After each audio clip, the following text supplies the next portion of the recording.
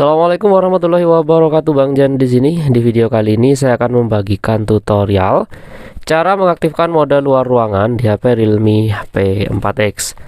Nah, teman-teman, mode luar ruangan ini membantu kita lebih optimal dalam menggunakan HP Realme P4X. Misalnya pencahayaan lebih cerah, kemudian pencarian jaringan lebih kuat, dan lain sebagainya.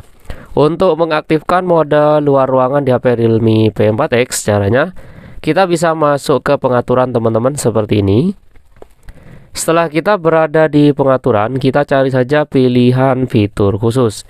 Setelah ketemu, kita ketuk saja fitur khusus. Kemudian di fitur khusus ini kita pilih mode luar ruangan. Di atas ini ada pilihan mode luar ruangan. Kita ketuk mode luar ruangan teman-teman. Di sini ada pilihan mode luar ruangan AI. Selanjutnya ada keterangan-keterangan di sini ya.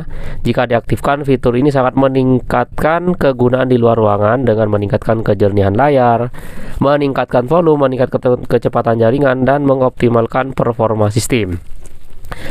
Nah, untuk mengaktifkan mode luar ruangan, di sini ada pilihan mode luar ruangan AI. Tinggal aktifkan saja teman-teman. Nah, di sini mode luar ruangan sudah berhasil diaktifkan. Kita juga bisa melakukan beberapa pengaturan, mengaktifkan secara otomatis, ada jadwalnya di sini.